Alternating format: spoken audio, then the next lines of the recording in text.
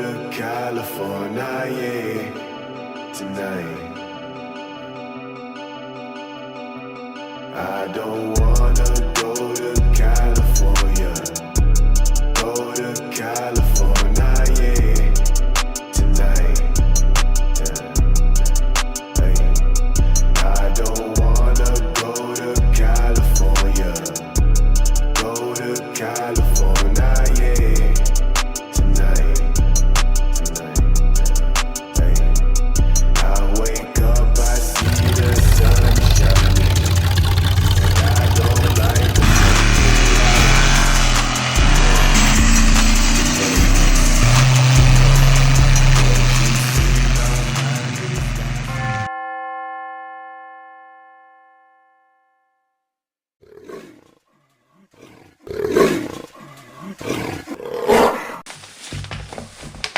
Mission accomplie, je crois qu'on a ramené la coupe à la maison. Bonjour, bonsoir, bonsoir, bonjour. Bien évidemment, ça dépend de quand vous regardez la vidéo.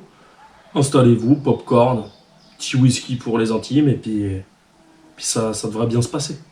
On est sur la 4e vidéo de la chaîne, donc par rapport à ma participation au championnat de France avec le Titi, le Jaguar en V12. Donc bien évidemment, la coupe, c'est une ancienne coupe à moi, hein. En aucun cas, j'ai ramené la coupe à la maison. Donc c'était ma première fois au championnat de France et il y en a des choses à dire. Donc que je vais vous évoquer lors de cette vidéo. Et vous en faites pas, je ne vais pas juste rester assis à vous expliquer des choses.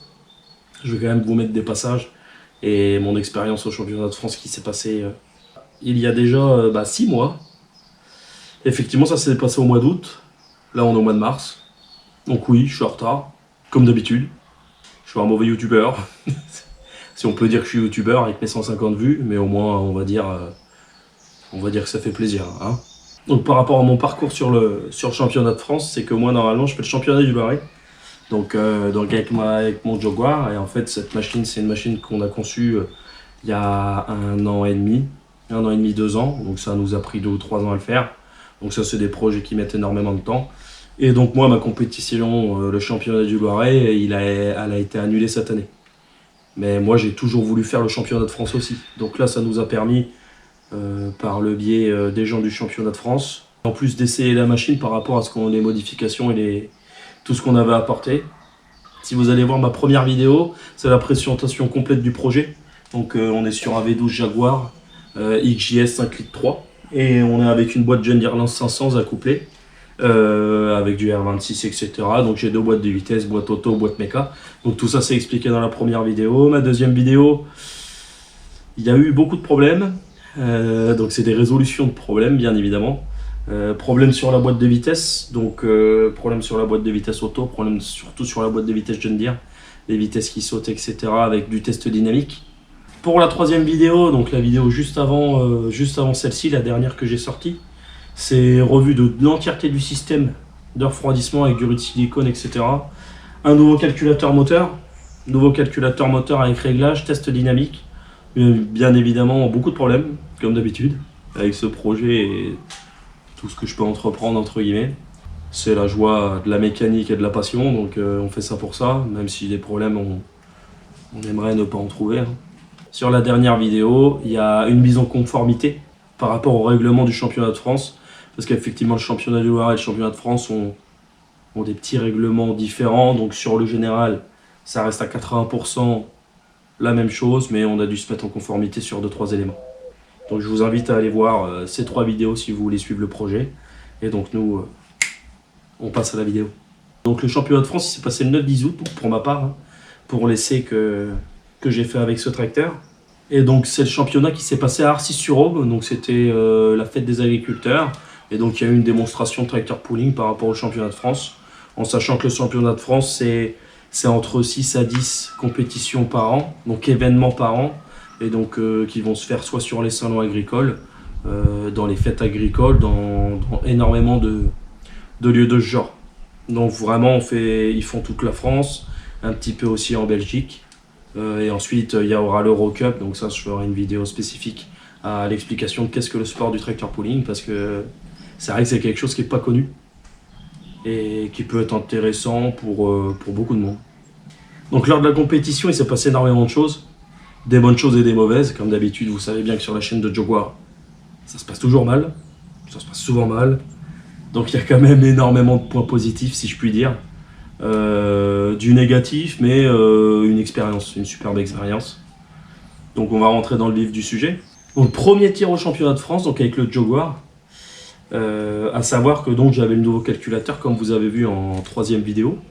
Je vous invite à aller la voir pour ceux qui ne l'ont pas vu. Dans la troisième vidéo, j'ai fait un réglage de la richesse. Donc en l'occurrence, le moteur il marchait très bien. C'est la première fois qu'il marchait d'ailleurs par rapport aux péripéties que j'ai eu par rapport à ça. Et le problème, c'est que juste avant de partir à la compétition, donc le samedi matin, le moteur il broutait un peu tout ça et je lui ai refait une richesse d'injection juste avant de partir, juste avant de le mettre sur le plateau. Donc je pense qu'il y a une erreur de ma part, entre guillemets. J'ai réalisé mon premier tir.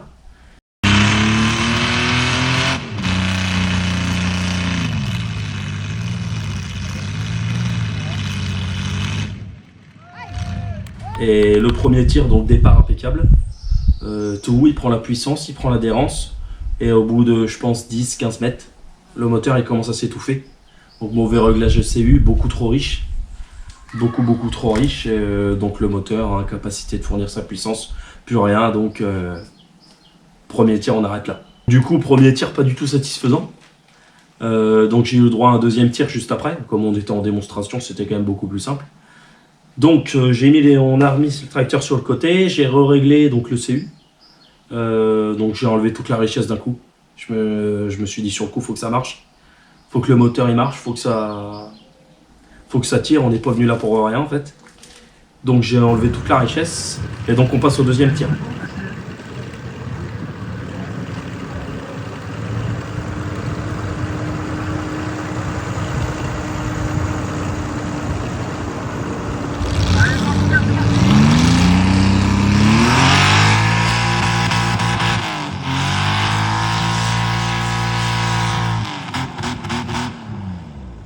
Donc je commence à tirer, moteur impeccable, donc il marche du feu de Dieu.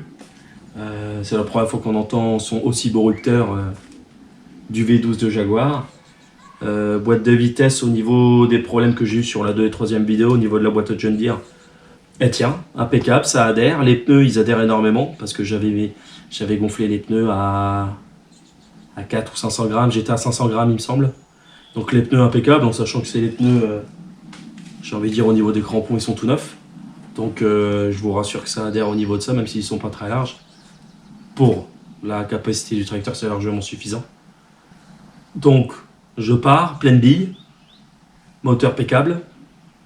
Et le problème que je m'y attendais pas forcément, une des seuls problèmes que je n'allais pas m'attendre, c'est la boîte de vitesse auto. C'est une boîte américaine qui a vachement été montée sur énormément de modèles, que ce soit américain ou européen. Et donc c'est la TH400. Et la TH400, c'est une boîte de vitesse auto à 3 rapports. À savoir que ce type de boîte de vitesse, pour ceux qui ne connaissent pas, ils sont connus pour avoir des problèmes de pression au niveau de la gestion de l'embrayage. Donc juste pour vous expliquer, ce qui s'est passé lors du tir, c'est que la boîte de vitesse auto, elle n'a jamais voulu transmettre la puissance, trop d'adhérence. Et ce qui s'est passé du coup, c'est qu'elle a patiné. Donc aucune prise de puissance. Le moteur, il ne pouvait pas faire plus que ce qu'il faisait. La boîte à l'arrière, elle ne pouvait pas faire plus que ce qu'elle faisait. J'ai envie de dire trop d'adhérence. Et donc, non prise en charge de l'embrayage de la boîte auto. Donc, on apprend aussi, c'est pas grave. Deuxième échec. Deuxième tir, deuxième échec. Et donc, sur ce tir-là, j'ai dû faire, si j'ai fait 5 mètres, c'est bien le grand maximum. Mais bon, 5 mètres de bonheur, si je puis dire. Au moins... je suis rassuré sur le fait que le moteur il fonctionne correctement. Même si aujourd'hui on a encore des réglages à faire. Donc ensuite ça c'était le samedi, donc première journée. Ensuite il y avait la journée de demain, du lendemain. Donc la journée du lendemain, ce qu'on avait fait c'est qu'on avait remis de la pression dans les pneus. Comme je vous ai dit, j'étais à peu près à 500-600 grammes le premier jour. Et là on avait remis, c'est pas moi qui l'ai fait, donc ils avaient remis un peu de trop, mais c'est pas grave. Donc on avait remis 1 kg 200. On partait du principe que si on commençait à patiner, avec ces pneus-là, on allait avoir de l'adhérence. Avec de l'adhérence, on aurait pu y aller. Et avec du patinage, la boîte automatique, elle n'aurait pas patiné au niveau de l'embrayage. Donc on s'est dit que si on patinait on allait pouvoir emmener la remorque et que ça allait peut-être faire quelque chose. De toute façon, il faut essayer avec plusieurs réglages, en sachant qu'on a des grosses différences entre les deux compétitions, que ce soit le championnat du Loiret ou le championnat de France. Ce qui s'est passé, c'est assez simple. J'ai pas envie de dire que ça a été pire que les fois précédentes, mais en fait, ce qui s'est passé, c'est que je me suis attelé, j'ai voulu y aller.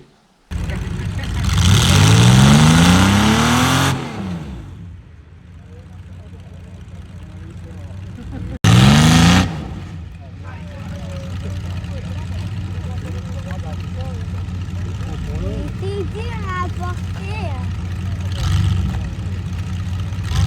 C'est dur à porter.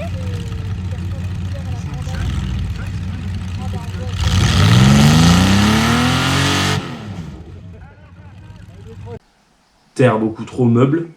Donc dès la prise de puissance, moteur impeccable, boîte auto, elle a pris ses tours, boîte à l'arrière, elle a pris ses tours aussi. Mais directement, je patine, je fais un trou comme ça, et je me suis carrément posé sur les béquilles.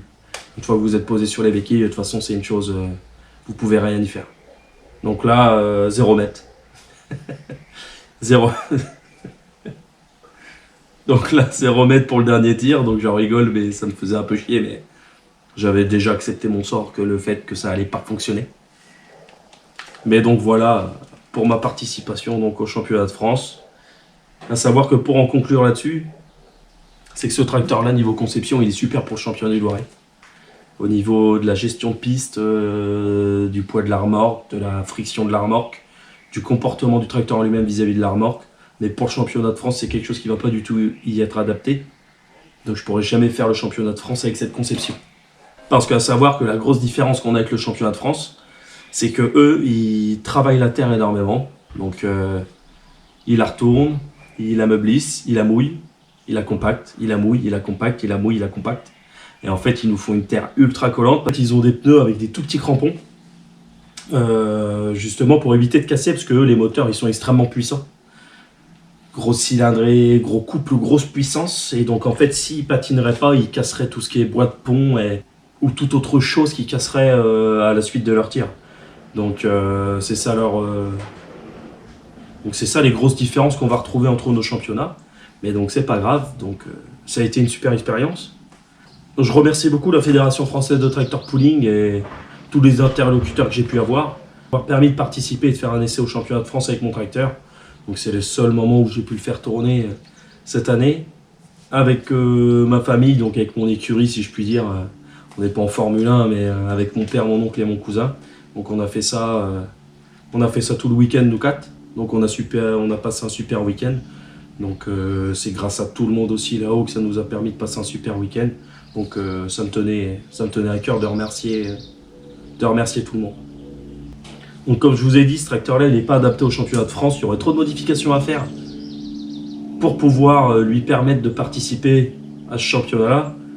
Et moi, personnellement, j'ai aucune envie de le modifier tel qu'il est là. C'est mon petit bébé, c'est mon premier projet pour le championnat que je fais depuis que je suis tout petit. Donc ça a une grosse valeur pour moi aujourd'hui, le championnat du Loiret. Et j'espère que ça va perdurer, j'ai envie de dire, si je puis dire, pour toujours. Donc par rapport au championnat de France, on n'abandonne pas, on va essayer d'y participer avec une nouvelle conception. Donc ça fait déjà la deuxième fois que je sors cette vidéo, ça fait la deuxième fois que je tourne cette vidéo parce que la première, j'ai eu un problème d'éclairage, donc ça me fait chier. La première, elle était beaucoup mieux par rapport à ma façon de parler, mais c'est pas grave. Et donc je viens d'acheter un nouveau moteur, donc un gros V8 que je vais vous présenter donc, dans la prochaine vidéo. Donc là, ça va pas du tout être le même projet. Parce que pour le championnat de France, ça rigole plus, ça va pas non plus être les mêmes budgets. Donc je suis actuellement à la recherche d'une multitude de pièces pour faire mon projet que je vous présenterai dans la 5e vidéo. Donc merci à tous pour ceux qui sont restés. Merci pour ceux qui vont s'abonner, ceux qui vont commenter, qui vont liker. N'hésitez pas à continuer de nous suivre. Des bons gros projets mécaniques pour ceux qui aiment plutôt ça. Ciao!